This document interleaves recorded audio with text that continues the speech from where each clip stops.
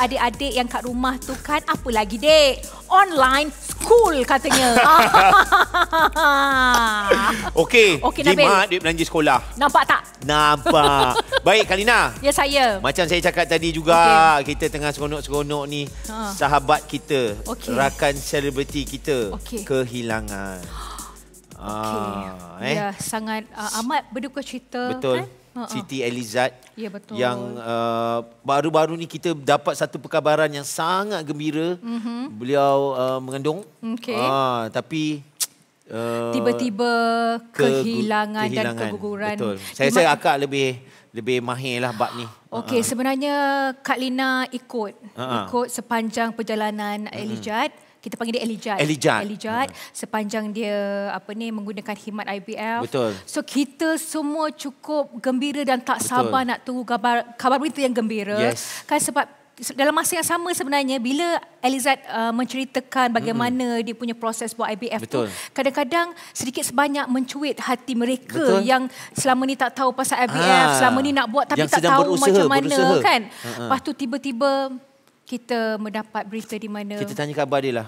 Ya, sekarang ni mungkin kita boleh call dia. Boleh? Kan? Boleh? Adakah Elizad dekat talian ke sekarang ni? Assalamualaikum. Assalamualaikum. Waalaikumsalam warahmatullahi. Ijad. Ya. I love you sayang. Kenapa tak nampak gambar? I love you tau. Ada. I love you too. Ijad. I love you so much. Ijad kat rumah ke tengah? Dengar sayang, Dengar. Ijad, macam mana keadaan Ijad sekarang ni? Okey ke? Macam mana Ijad? Ijad. Alhamdulillah okey. Dah merajuk hati tu, duduk berkurung tu lama jugalah memikirkan nasib kan. Sebab fitrah seorang manusia, dia ada perasaan sedih, marah. Betul. Tapi dia tak boleh terlalu lama sangat kot. So kita kena bangun semula, insyaAllah. Mana tahu Allah dah janji kan, kalau kita dapat ujian, kita dapat hadapi dengan tenang, insyaAllah dia akan bagi kita lebih daripada tu. Betul. Ya, memang Allah tu sebaik-baik perancang. Betul, dan Allah dia tak akan uji kita melebihi kita kemampuan mampu, kan? Kita. So maknanya Ijad memang boleh. Sangat kuat. Ijad ni boleh mungkin Ijad boleh bagi tahu macam mana Ijad mendapat semangat kekuatan tu, sebab ialah sekian lama Ijad menanti untuk dapatkan cahaya mata, betul? Jadi tiba-tiba diuji sebegini. Jadi mungkin Ijad boleh share supaya mungkin ada orang juga yang mengalami benda yang sama seperti Ijad, mungkin mereka macam sedia terbawa-bawa. Jadi mungkin Ijad boleh bagi tahu macam mana Ijad buat supaya Ijad jadi okey. Okey, tak sebenarnya masa diberitahu yang kita pregnant tu, of course lah macam tengok muka my husband tengok I siap dah cium dahi semua, kita dah rasa macam happy sangat kan. So dah bagi tahu dekat family, cakap pregnant. So my dad yang paling happy sekali. Lepas tu after 2 days macam tu dia ada pendarahan, bleeding, sebabnya daripada first day memang dah rasa macam tak sihat dah. Lepas tu bila dah bagi tahu bleeding tu, terus merajuk hati, tak nak bercakap dengan siapa, berkurung. Tapi bila memikirkan balik, sebabnya niat bagi tahu dekat semua orang pasal IVF ni sebab nak suruh mereka ni ke depan. Kadang-kadang ada orang tak tahu pasal IVF tapi orang ingat saya menunjuk. Tak ada niat menunjuk pun.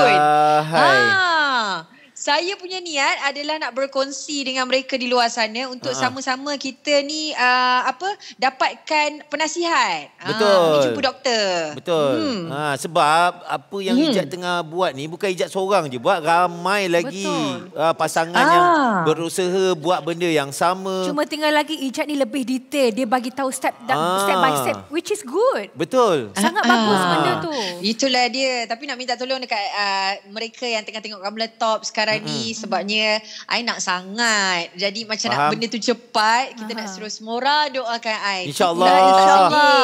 Tapi sebab bercampur dengan orang sekeliling yang positif, kita jadi positif balik lah, insyaAllah. InsyaAllah. Positive vibes kena ada. Nak tanya soalan lagi ke apa? Tak ada dah saya. Okey, sebenarnya macam ni. Sebenarnya Ijad macam ni. Sekarang ni Ijad ialah baru je orang kata keguguran. So macam mana sekarang ni berehat daripada semua aktiviti ke macam mana?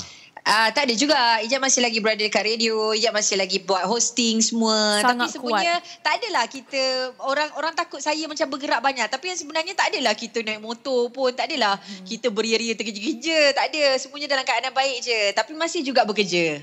Tapi lepas ni Ijad akan cuba lagi sekali ke macam mana Ijad?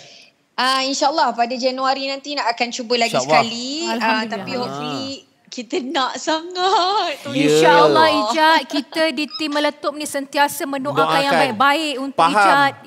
Faham Ijat punya nak tu, tapi dia kena macam mana nak cakap, kadang-kadang bila kita terlalu mengejar tu Jad, terlalu sangat mengejar tu, dia kena macam relax sikit kot, buat santai-santai je. Mau tapi santai-santai. Jangan fikir. Akan ikut dengar cakap Nabil dan juga Kak Lina pom-pom kita. Terima kasih tau. InsyaAllah kita doakan Ijat.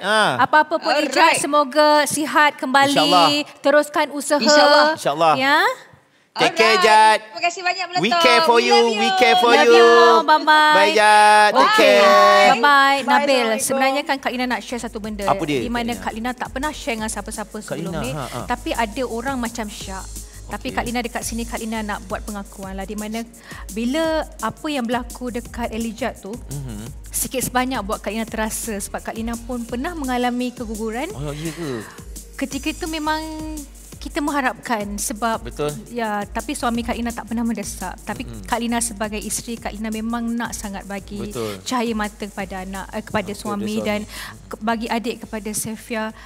Memang sangat sedih bila kita dapat tahu yang kita ni mengalami keguguran. Tapi apa yang Kak Lina nak cakap kat sini, Kak Lina sangat puji Elizad sebab dia sangat positif. Ya, kena kuat.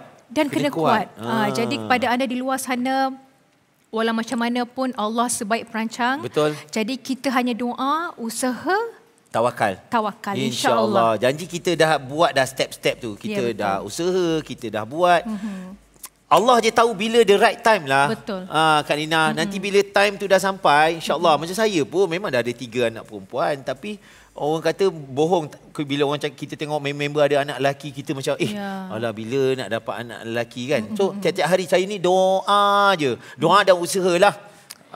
InsyaAllah lepas ni dapat baby boy. InsyaAllah. Nak balik awal lah malam ni. Nak usaha lebih sikit orang kata. Baik, kita nak ke mana ni sekarang ni? Okey, sekarang ni kita nak bagi tahu pasal Meletup. Apa yang Meletup minggu ini. Roll it. Boom.